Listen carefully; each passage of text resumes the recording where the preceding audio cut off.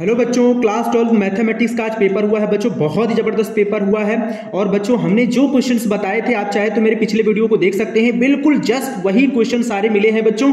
आप भी कहेंगे कि हाँ सर आपने जो बताए थे वही हुए हैं, वही क्वेश्चन आए हैं, बट हमने देखा नहीं। तो नहीं देखा बच्चों तो आप तो चूक गए, आप तो फालतू के सारे लोगों का वीडियो देख रहे थे दिन रात एक करके।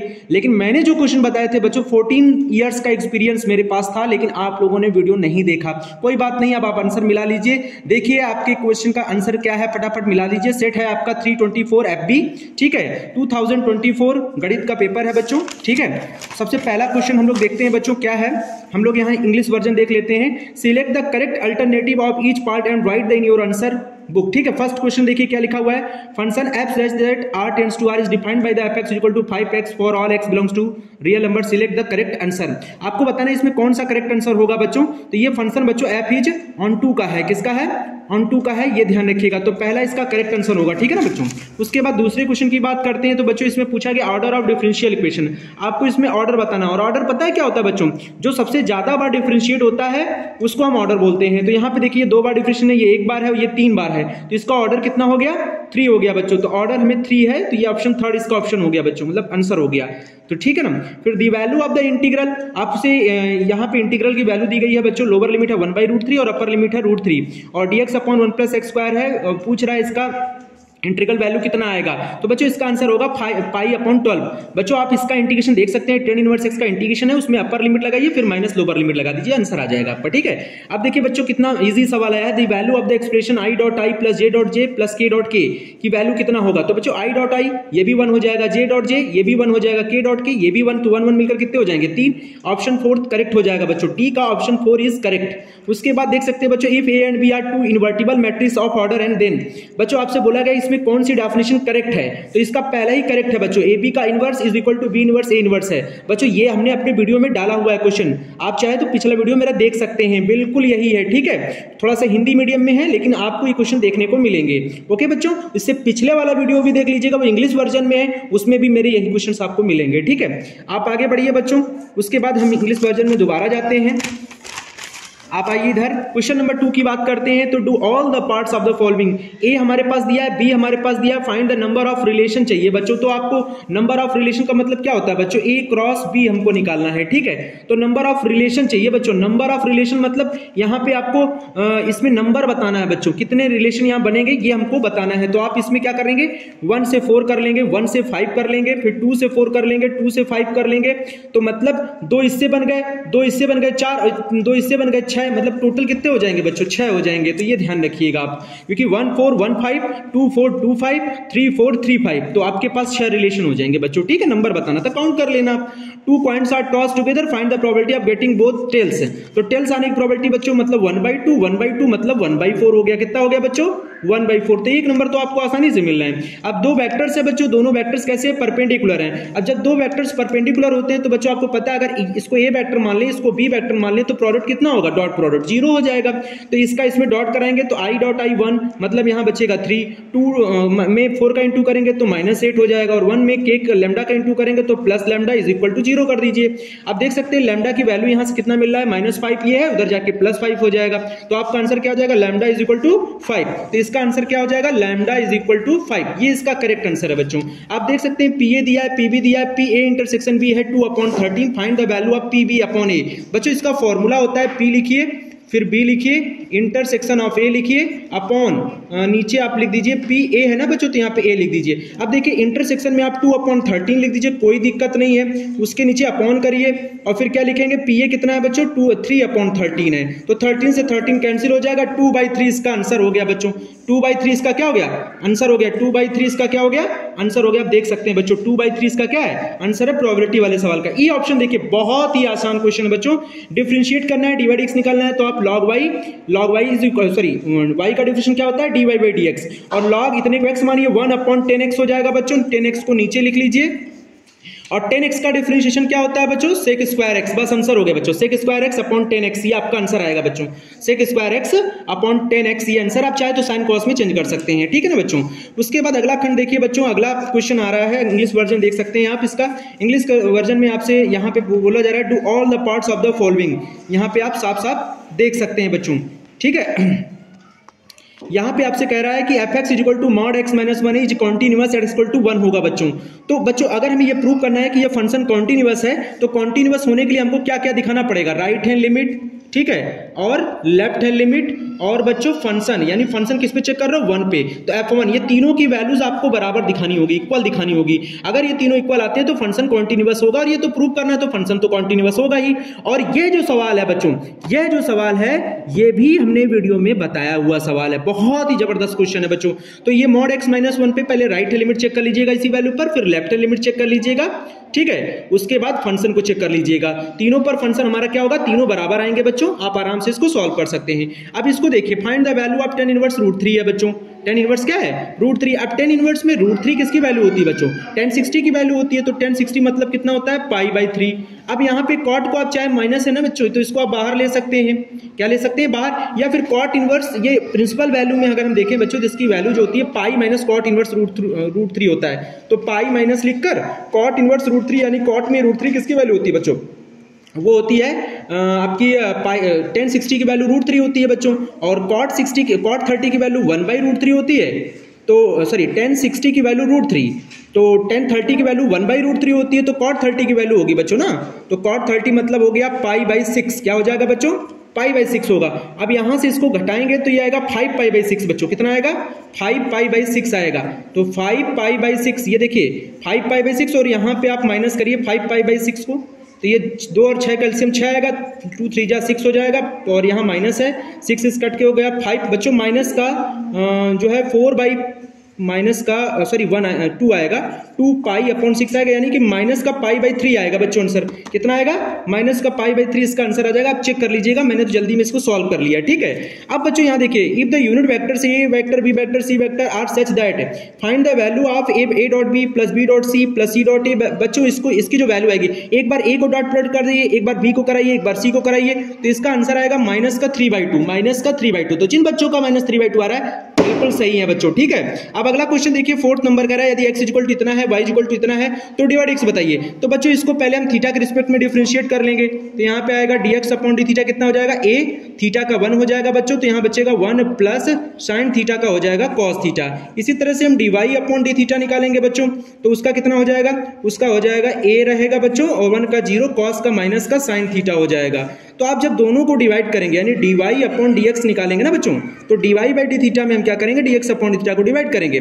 तो यहाँ पे आपको मिला है a साइन थीटा बच्चों, ये a साइन थीटा है बच्चों, ध्यान रखिएगा, और नीचे इससे इसको डिवाइड करिए, तो a 1 प्लस cos थीटा है। अब ये से काट दीजिए बच्चों, तो cos को आप चाहे तो साइन में चेंज कर सकते हैं, क्योंकि कितने नंबर का सवाल है वो आप देख लीजिएगा। Sine theta upon 1 plus cos theta आ गया, तो जिन बच्चों का इतना आया ना बच्चों, तो वो भी सही है, कोई दिक्कत नहीं, आप आराम से सॉल्व कर लिए हैं, इसको इसी तरह से करना है। अगला क्वेश्चन देख सकते हैं बच्चों, x की पावर x को x के सापेक्ष, मतलब यहाँ पे आप इंग्लिश वर्जन में चले जाएं, आप यहाँ पे देखिए, सॉरी log x का इंटीग्रेशन, सॉरी भूल गए थे, यहाँ पे देख सकते हैं इंटीग्रेशन log x का क्या होता है बच्चों, log x का इंटीग्रेशन करने के लिए इसमें आपको एक फंक्शन को 1 मानना होगा, क्या मानना होगा, 1, और फर्स्ट सेकंड से लगाना होगा। तो आप log x का जब हम फर्स्ट सेकंड से लगाएंगे तो बच्चों आप खुद ही समझ सकते हैं, log x हमारा क्या है, फर्स्ट फंक्शन है, 1 का इंटीग्रेशन क्या हो जाएगा, x, फिर माइनस करिए, log x का डिफरेंशिएशन 1 हो जाएगा, और इंटीग्रेशन x हो जाएगा, तो x कट जाएगा बच्चों, फिर dx, यानी आपका जो आंसर आएगा बच्चों वो आएगा x log x, और यहाँ 1 बचेगा, यानी माइनस x हो जाएगा, प्लस c हो जाएगा बच्चों, यही आंसर है। आप चाहे तो x यहाँ से कॉमन कर सकते हैं, कोई दिक्कत नहीं है, ठीक है। तो ये हमारा रहा पूरा डी पार्ट, तीसरे का जो डी है उसका आंसर क्या आया है, देख सकते हैं x log x minus x plus C, ये इसका आंसर है बच्चों तीसरे का डी का। अब हम आगे बात करते हैं चौथे क्वेश्चन की। तो चौथे वाले में देखिए बच्चों, चौथे का ये हमने बता दिया आंसर, इसका आंसर आप देख सकते हैं यहाँ पे है sine theta upon 1 plus cos theta है, कोई दिक्कत नहीं है।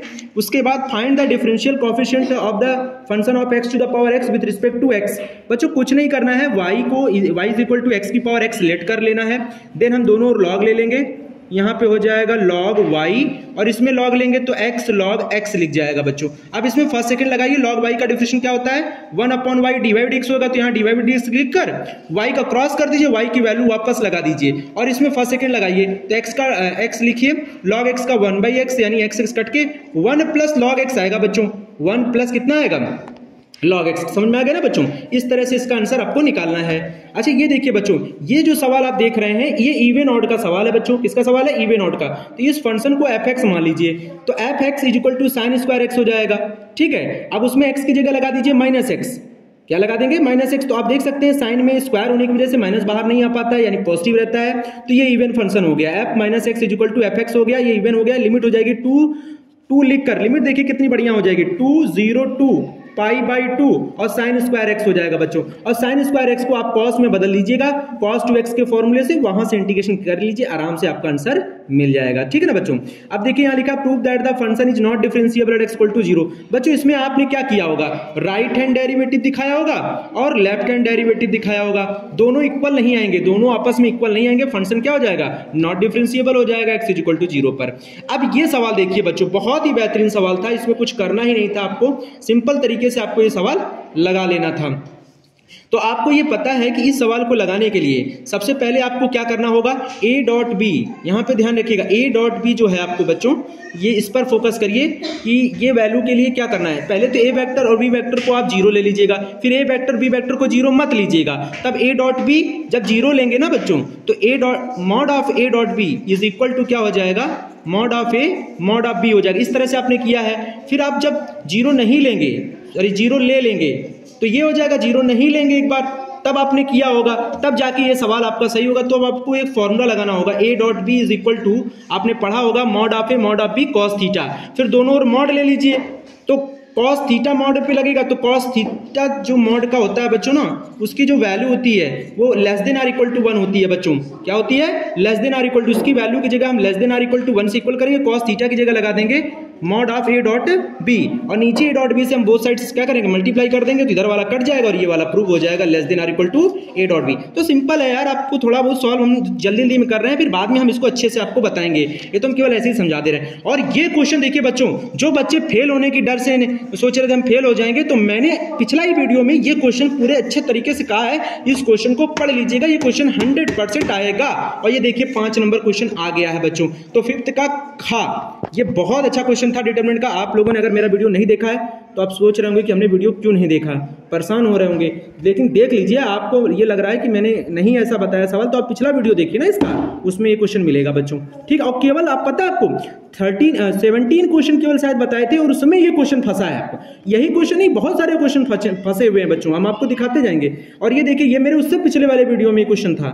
ठीक है, तो ये हिंदी में है, आप इसका इंग्लिश वर्जन देख सकते हैं यहाँ पे। ठीक है, अब ये भी आपको डिफरेंशिएशन करना है बच्चों, तो ये भी पता है आपको, लॉग लेकर दोनों साइड में करना है। क्या लेके करना है? लॉग लेके करिए, जिन बच्चों ने किया होगा उसका सही हो जाएगा सवाल। उसके बाद हम इसका पूरा आंसर आपके पास फिर से लेके आएंगे बच्चों। थोड़ा यहाँ पे सॉल्व करने में दिक्कत हो रही है, इसलिए हम इसको फिर से ले आएंगे, लेकिन और भी जो क्वेश्चन के आंसर आसानी से आ रहे हैं वो हम आपको जल्दी जल्दी बता दे रहे हैं। y is equal to x cos a plus y है, और एक कॉस ए कभी not equal to value plus minus 1 होगा। बहुत अच्छा सवाल है बच्चों, ये इंपॉर्टेंट क्वेश्चन है। ठीक है, आप समझ सकते हैं कितना इंपॉर्टेंट है। इसमें कुछ नहीं करना बच्चों, आपको इस x की वैल्यू निकालना था और y अपॉन क्या लिख लेना था? cos a plus y. बस बच्चों, कुछ नहीं करना था, और यहाँ पे x लिखना था और बोथ साइड्स डिफरेंशिएशन करना था। क्या करना था? Differentiation so easily dy by dx आपको मिल जाता है यहाँ से। ठीक है, ये ध्यान रखिए। अगला क्वेश्चन देखते हैं, इसका English version 6 number. If a dice throw 3 times, then find the probability of getting an one appearing number, then will be the odd। आपको 3 बार पासे को छलना है, और मतलब बच्चों, और हर बार क्या आना चाहिए? उस पर एक ऑड नंबर आए, इस बात की प्रोबेबिलिटी के आपको प्रोबेबिलिटी निकालनी है। तो ये क्वेश्चन भी आपका बहुत अच्छा है, इसको भी थोड़ा लगाना है आपको। ठीक है, इसको हम बाद में लगा के आपको सोल्यूशन दे देंगे। ठीक है ना। इसके बाद मिनिमाइजेशन देखिए, z इक्वल टू दिया है, ये तुम्हारा लीनियर प्रोग्रामिंग का सवाल है बच्चों, बहुत ही जबरदस्त सवाल है। इसको भी आसानी से करना है आपको, लीनियर प्रोग्रामिंग बनाना था और आराम से क्वेश्चन सॉल्व कर लेना था। और यहाँ देखिए सी नंबर में आपको क्या करना है बच्चों?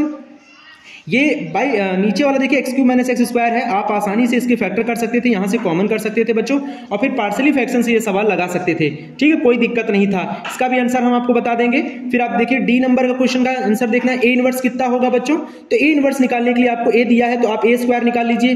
फिर उसके बाद आपने ए निकाला होगा, उसमें 5 से मल्टीप्लाई किया होगा। 7i एक आइडेंटिटी मैट्रिक्स होता है, जो कि आपने 1 0 0 1 लिया होगा। जिन बच्चों ने ये लिया है कोई दिक्कत नहीं, सवाल आपका सही हो गया है। ठीक है, फिर देखिए ये क्वेश्चन देखिए बच्चों, जो बच्चे फेल होने के डर से डर रहे थे ना, है ना, देखिए 5 नंबर क्वेश्चन वहां फंसा, और 5 नंबर का ये क्वेश्चन देखिए 10 नंबर हो गया। आराम से 10 नंबर आपको बैठे बैठाए केवल 17 क्वेश्चन में मैंने दे दिया आपको। प्रूफ के साथ आप नहीं तो नेक्स्ट वीडियो मतलब पिछला वाला वीडियो देख लीजिएगा। So that the semi vertical angle of the right circular cone maximum value at the given slant height is tan inverse √2। Hindi medium में वालों के लिए बच्चों बताए थे वो tan इनवर्स √2 देख सकते हैं आप जाके आराम से इस क्वेश्चन को देख सकते हैं। ये वाला क्वेश्चन हिंदी मीडियम में मैंने रखा है, इस वाले क्वेश्चन को देख सकते हैं आप, ठीक है। इस वाले क्वेश्चन को बहुत इंपॉर्टेंट क्वेश्चन था, लेकिन आप लोगों ने पता नहीं तैयारी की कि नहीं की इसकी। अगर किया है तो बच्चों कमेंट जरूर करिएगा, ठीक है। अच्छा बच्चों ये 7th नंबर क्वेश्चन देखिए, find the shortest distance between the अरे एसडी का क्वेश्चन था बच्चों। एक मैंने वेक्टर के रूप में बताया था, r vector is equal to इस टाइप का, और एक सिंपल तरीके से बताया था कि ऐसा क्वेश्चन भी आएगा, है ना। और देखिए ऐसे ही क्वेश्चन आया, लाइन की मतलब कार्टेशियन इक्वेशन वाला लाइन है, ये कार्टेशियन फॉर्म वाला, ठीक है। तो कोई दिक्कत नहीं था, ये A1 B1 C1 हो गए, ये A2 B2 C2 हो गए। यानी कहने का मतलब ये है बच्चों कि हमको A1 चाहिए और B1 चाहिए, तो एक वेक्टर आपका यहाँ से मिल जाएगा, ठीक है। A1 B1 C1 कहाँ से मिलेगा आपको, ये देखिए 1 1 1, ये हमारे मतलब एक तरह से A वेक्टर का काम करेगा, है ना। यानी कि A1 का काम करेगा और A2 हमारा यहाँ 3 5 7 से काम बन जाएगा। इससे एक तुम्हारी जो है 3i + 5j + 7k ये हमारा हो जाएगा A2, यहाँ से A1 हो जाएगा, ये हमारा अलग हो जाएगा, ये हमारा B1 वेक्टर हो जाएगा, ये हमारा B2। देन आपने फॉर्मूला क्या लगाया था बच्चों, यही फॉर्मूला लगाया था ना, r vector is equal to mod में A2 माइनस का A1, ठीक है, वेक्टर लगाया होगा, फिर डॉट में B1 vector cross B2 vector, ठीक है बच्चों, B2 वेक्टर मॉड में नीचे क्या हो जाएगा, B1 क्रॉस B2 वेक्टर का मॉडुलस ले लिया होगा बच्चों। यही फॉर्मूला लगाया ना आपने, तो बिल्कुल सही है, कोई दिक्कत नहीं है, आपका आंसर सही है बच्चों। अब देखिए बच्चों एंगल निकालना है, दो वेक्टर दो लाइंस के बीच का एंगल निकालना है। अरे यार A1 B1 C1 A2 B2 C2 cos theta का फॉर्मूला लगा दो, आंसर आ जाएगा, ठीक है। और उसके बाद if the coordinates of the point the sides of the triangles दिए गए। अरे यार इतना सरल सवाल है, आपको क्या करना है, मिड पॉइंट कोऑर्डिनेट्स के निकालने हैं बच्चों, कोई दिक्कत नहीं था। आप ये साइड दिए हुए हैं, इनके बीच का मिड पॉइंट निकाल लो, इनके बीच का मिड पॉइंट निकाल लो, मिड पॉइंट का फॉर्मूला तो आता ही है आप लोगों को। और ये देखिए इसके बाद देखिए आगे वाला क्वेश्चन, देखिए कितना इंपॉर्टेंट क्वेश्चन, ये भी क्वेश्चन फंस गया बच्चों, देख सकते हैं आप ये वाला क्वेश्चन। और ये देखिए ये क्वेश्चन मैंने बताया था बच्चों, ये देखिए पिछले वाले वीडियो में देखिए 8 नंबर का क्वेश्चन, 8 5 13 5 18 नंबर का बैठे बैठाए क्वेश्चन मैंने फंसा दिया, देख सकते हैं आप। 8 नंबर का क्वेश्चन फंस गया, कोई दिक्कत नहीं था, आराम से सवाल लगा सकते थे। पता है बच्चों इसका आंसर कितना आ रहा था, π²/2ab। मैं अभी ऐसे ही लिख दे रहा हूं, π²/2ab, आप चाहे तो देख सकते हैं, इसका आंसर है ये, ठीक है, ये इसका आंसर है, ठीक है। और ये A इनवर्स बच्चों adjoint A upon mod of A से निकलेगा, adjoint A upon mod of A से। जिन बच्चों ने ये लगाया होगा बहुत आसानी से ये सवाल लगा लिया होगा। और ये इसका आंसर तो प्रूव ही करना था बच्चों, प्रॉपर्टी 4 लगा के आराम से सवाल लगा सकते थे। इसके बाद आपको cos² यहाँ से कॉमन करके ऊपर sec² ऊपर बना लेते, sec², नीचे बना लेते tan², आराम से सॉल्व हो जाता सवाल, ठीक है ना बच्चों। तो ये देखिए अगर आपका पेपर अच्छा हुआ हो तो आप कमेंट जरूर करिएगा बच्चों, और इसको हम फुल सॉल्यूशन के साथ आपको देंगे, ठीक है ना। और मेरा पिछला वीडियो जरूर देखिएगा, इससे आपको सीख मिलेगी कि कभी भी वीडियो को छोटे लोगों को इग्नोर नहीं करना चाहिए। आपको पीछे देखिए, पिछला वाला वीडियो मेरा देखिए, अगर ये क्वेश्चन ना आया हो तो आप कहिए ये वाला क्वेश्चन आया हो। और उसके बाद मैंने जो ये वाला क्वेश्चन बताया था आपको, ये वाला क्वेश्चन आप देख सकते हैं सबूत के साथ। आप पिछला वाला मेरा वीडियो देखिए, आप जाके खुद ही आपको समझ में आ जाए कि अरे यार सर ने तो बिल्कुल एग्जैक्ट वही क्वेश्चन लगा दिया और वही क्वेश्चन ही मेरा फंस गया। और एक ये देखिए इसका ये क्वेश्चन देखिए, ये वाला क्वेश्चन फंस गया। और क्या चाहिए, कितनी उम्मीदें करेंगे आप, हमने तो आपको पास करने की पूरी गारंटी ली थी और गारंटी मेरी पूरी हो गई। धन्यवाद। अगर आपको वीडियो अच्छा लगा हो तो वीडियो को लाइक जरूर करिएगा, चैनल को सब्सक्राइब कर लीजिएगा बच्चों। थैंक यू, धन्यवाद।